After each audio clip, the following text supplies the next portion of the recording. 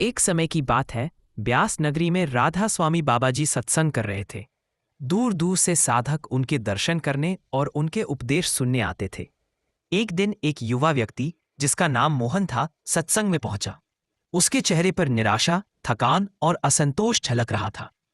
सत्संग समाप्त होने के बाद वह बाबा जी के चरणों में बैठ गया और बोला, बाबा जी, मैं हर दिन पाठ करता हूँ, भजन करता हूँ, पर मन को शांति नहीं मिलती।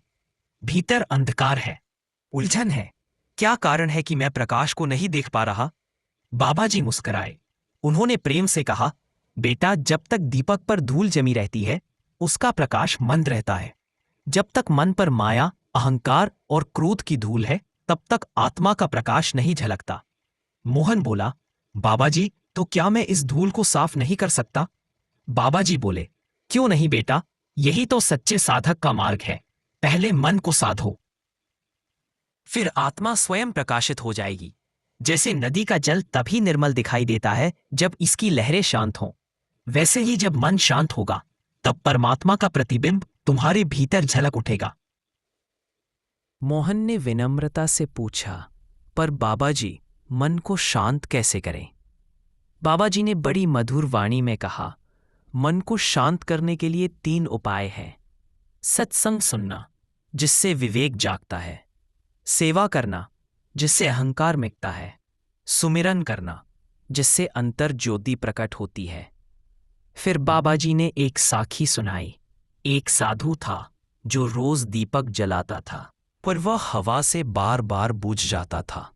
एक दिन उसने दीपक को मिट्टी के पात्र में रखकर ढंक दिया, तब वह स्थिर जलता रहा।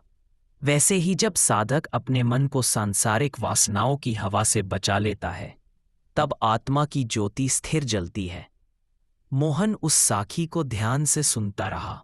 बाबा जी ने आगे कहा, बेटा, तू रोज सुमिरन करता है, ये बहुत अच्छा है, पर अगर सुमिरन केवल होठों से हो और मन कहीं और भटके, तो वह केवल शब्द है, भक्ति नहीं। सच्चा सुमिरन वही है जिसमें मन, वचन और कर्म तीनों एक हो जाए। मोहन बोला, बाबा जी, मैं यह कैसे करूं? बाबा जी ने मुस्कुराते हुए कहा, जब तू नाम जपे, तब अपने अंतर में उस शब्द की गूंज सुन।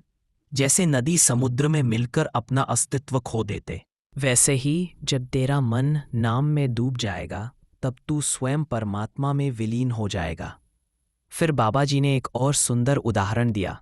एक बगुला तालाब में खड़ा था। वह बाहर से शांत दिखता था, पर भीतर मछली पकड़ने की चाह में उसका मन विचलित था। उसी तरह कुछ साधक बाहर से शांत दिखते हैं, पर भीतर इच्छा की लहरें उठती रहती हैं। जब इच्छा समाप्त होती है, तभी सच्ची शांति आती है। मोहन की आंखों में आंसू आ गए। उसने कहा, बाबा जी, अब समझ में आया कि भक्ति केवल दिखावा नहीं, एक भीतरी यात्रा है। बाबा जी बोले, हाँ बेटा, भक्ति भीतर की यात्रा है। जब तू आंखें बंद करके नाम सुमिरन करेगा, तब तेरे भीतर एक प्रकाश जलेगा। वही है अंतर की ज्योति। उसे देखने के बाद संसार के झूठे सुख तुझे आकर्षित नहीं करेंगे। वही सच्चा धन है, वही सच्चा सुख है। थोड़ी देर मौन रहा। फिर बाबा जी ने सभा की ओर देखा और बोले, संसार में हर कोई बाहर का सुख खोज रहा है। कोई धन में, कोई मान में, कोई रिश्तों में, पर सच्चा सुख केवल आत्मा में है। जो स्वयं को जान लेता है, वही भगवान को जान लेता है।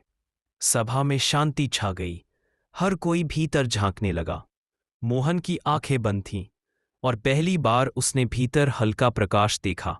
उसका मन शांत था। वह समझ गया कि यह वही अंतर की ज्योति है जिसकी बात बाबा जी करते हैं।